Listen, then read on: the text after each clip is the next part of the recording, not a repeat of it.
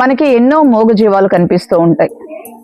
Dogs కానీ, cows కానీ, birds కానీ, ఇలా ఎన్నో మూగజీవాలు మనకి రోజు కనిపిస్తూ ఉంటాయి. వాటికి ఎవరు ఫుడ్ పెడుతున్నారు? మీరు ఎక్కడైనా చూసారా? వీధిలో వాళ్ళకి ఎవరైనా ఫుడ్ పెట్టడం చూసారా? ఎక్కడైనా ఫుడ్ అక్కడక్కడ ఫుడ్ పెట్టడానికి ఏదైనా బౌల్స్ పెట్టి అక్కడ ఫుడ్ పెట్టడం కానీ చూసారా? లేదు కదా.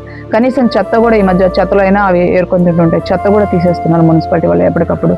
మరి అవి ఫుడ్ ఒక డాగ్ కానీ అన్ని ఈ ప్లానెట్ మీద మిగతా జీవులు కనీసం కడుపు నిండా ఫుడ్ తిని ఎన్ని రోజులు అవుతుందో. డాగ్ అయితే కనీసం ఒక 10 days అన్నా వారమైనా పడుతుందండి కడుపు నిండా ఫుడ్ తినాలంటే. ఎవరు పెడుతున్నారు? ఎవరు ఫీడ్ చేస్తున్నారు? మనం ఇన్ని కోట్ల మంది జనాభా ఉన్నాం, ఇంటికి ఒక కుక్కని దత్తత తీసుకొని వాటికి ఫుడ్ పెట్టచ్చు. నేనైతే అలాగే చేస్తాను. వేరే కంట్రీలతో పోల్చి వాళ్ళ కంట్రీలో డాగ్స్ ఉండవు, రోడ్ల మీద కౌస్ ఉండవు అలా అంటారు. మంది భారతదేశం అండి, మంది భారతదేశం. మనం డాగ్ని కాల భైరవుడిగా పూజిస్తాం, కౌని గోమాతగా పూజిస్తాం. కాబట్టి మన జీవుల్ని మనం కాపాడుకోవాలి. అలాగే పక్క దేశాలని చూసి అక్కడ అవి లేవు ఇవి లేవు, భగవంతుడు మనకి ఇచ్చాడు, మనం వాటిని కాపాడుకోవాలి, వాటికి ఆహారం ఇవ్వాలి.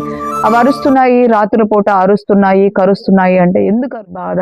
చూడండి, మనుషులు ఎంతో మంది, ఎన్నో కోట్ల మంది జనాభా ఉన్నారు కదా. మరి ఎక్కడో ఒకరు తప్పు చేస్తున్నారు, అంతేగాని మనుషులందరూ చేస్తున్నారా? అలాగని మనుషులందరినీ మనం తప్పు పెడుతున్నామా? లేదు కదా.